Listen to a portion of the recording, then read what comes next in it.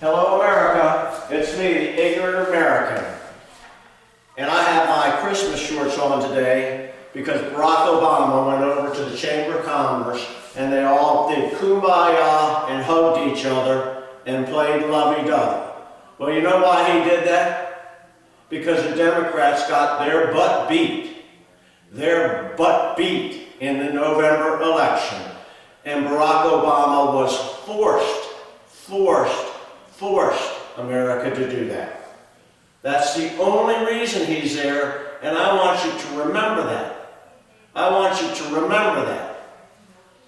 This guy, Gene Stallings, who is their new director of the National Economic Council, he said December really was a turning point. People see the president willing and able to work together to get some things done that matter on the economy and jobs. And he was talking about the tax negotiations that he did with the Republicans. The only reason that Barack Obama went along with extending the Bush tax cuts was because he was forced to, because the American people, me, yes sir, Bob, the American people, me, sent a message to people like Barack Obama and said, your policies are bad. We can't live with them anymore. Now they're making a big deal about creating 36,000 stinking jobs in January. That's not good, America. That's not good news. I know the percentage of Americans on unemployment or out of work went from 9.4 to 9%. That's real positive. There's only 36,000 jobs created in America. Barack was talking about all the new people he's bringing in. Yes, sir, Bob. He's bringing in GE Chairman Jeffrey Immelt on his advisory council. Well, this is a guy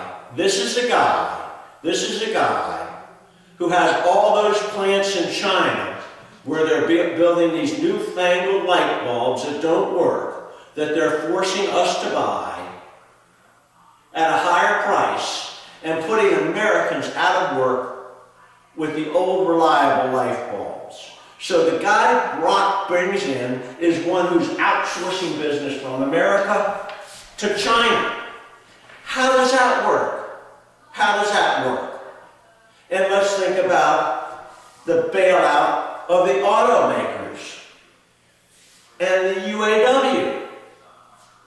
Yes, sir, Bob. GM is outsourcing 1,000 American jobs to Mexico. 1,000 American jobs to Mexico. Oh boy, Barack, you're doing a heck of a job for us. And then he's bringing in this guy, Bill Daley. You know, one of those Daleys from Chicago. You know, one of them corrupt people from Chicago. You know the Daleys from Chicago. You know all them Daleys? Yeah, one of him. And he worked for J.P. Morgan. J.P. frickin' Morgan. J.P. Morgan. And this is what Daley says. He says sometimes you have to pick on them, the business community. And I was there in the financial service sector,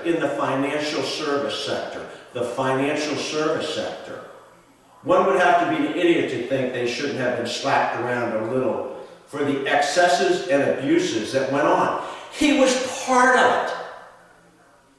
Barack Obama bringing in a person who was part of the excesses and abuses in the financial services community. Doesn't it give you a wonderful feeling, America? A wonderful frickin' feeling. A wonderful feeling that Barack got Bill Daley, one of the people from the financial services industry, you know, like Goldman Sachs and J.P. Morgan, to help us out of this crisis. He was there and he caused part of the crisis. My goodness. My goodness, we want to have the reset button pushed. That's the message I'll bring to American business leaders in the Chamber of Commerce.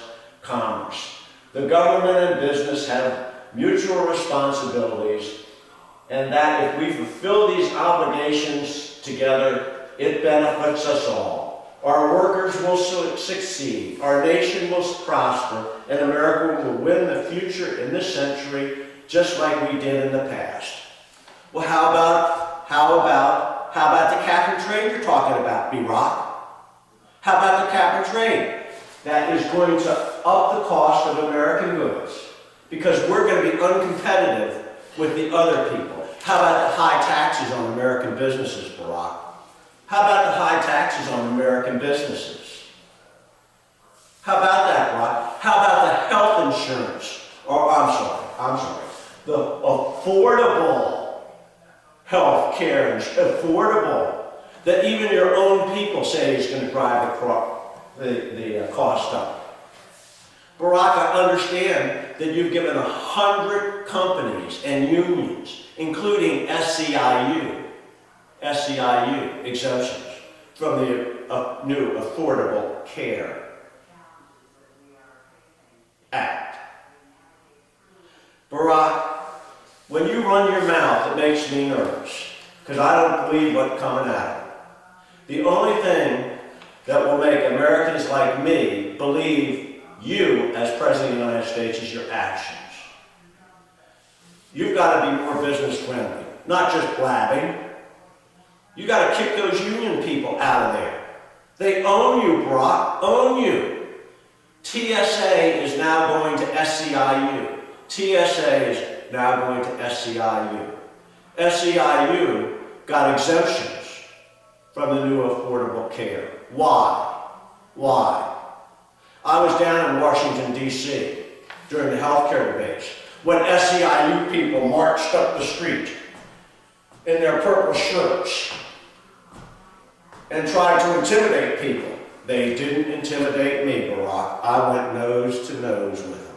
I was down in front of the White House when SEIU was marching for comprehensive immigration reform. When I started them asking about the illegal drugs out of Mexico, they had nothing to say. Barack, you can go talk to the Chamber of Commerce all you want. And you can bring all in the newfangled people that you want, from Goldman Sachs and JP Morgan and GE. But Americans looking at you, we don't believe you anymore, Barack. You've lost our credibility. You need to prove it to us by your actions, Barack. Because all you have done to us is stick your finger in our face and tell us we're ignorant. So I'm waiting to see your actions, Barack. I love you. Yes, I do. But I don't believe you, sucker.